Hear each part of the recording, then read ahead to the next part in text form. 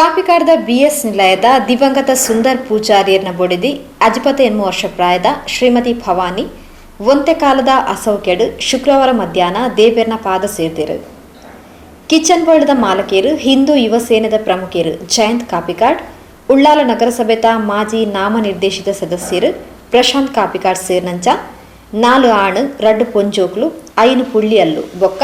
ಅಪಾರ ಬಂಧು ಬಳಗನು ಅಗಲ್ದು ಪೋಯಿನ ಶ್ರೀಮತಿ ಭವಾನಿಯರನ ನಿಧನಗ ಕುಡ್ಲ ಕ್ಷೇತ್ರದ ಶಾಸಕರು ಯುಟಿ ಖಾದರ್, ಕುಡ್ಲ ದಕ್ಷಿಣ ವಿಧಾನಸಭಾ ಕ್ಷೇತ್ರದ ಶಾಸಕರು ವೇದವ್ಯಾಸ್ ಕಾಮತ್, ಮೈಸೂರು ಎಲೆಕ್ಟ್ರಿಕಲ್ ಇಂಡಸ್ಟ್ರೀಸ್ದ ಅಧ್ಯಕ್ಷರು ಸಂತೋಷ್ ಕುಮಾರ್ ರೈ ಬೋಳಿಯಾರ್,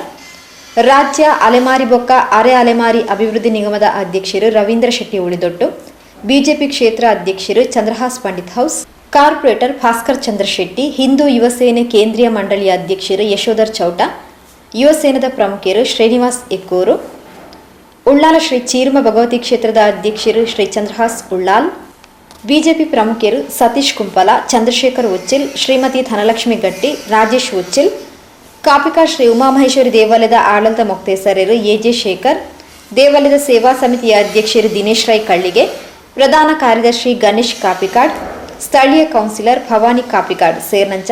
ಮಸ್ತ್ ಜನ ಗಣ್ಯರ್ ನಕಲು ಹಿತೈಷಿಲು ಸಂತಾಪನ್ ಸೂಚಿಸಾದರು. ಶ್ರೀಮತಿ ಭವಾನಿಯರನ ಅಂತ್ಯವಿಧಿಕ್ಲೆನು ಉಳ್ಳಾಲ ಹಿಂದೂ ರುದ್ರಭೂಮಿಡು ಶುಕ್ರವಾರ ಮಧ್ಯಾಹ್ನ ನಡಪಾಯಿರು.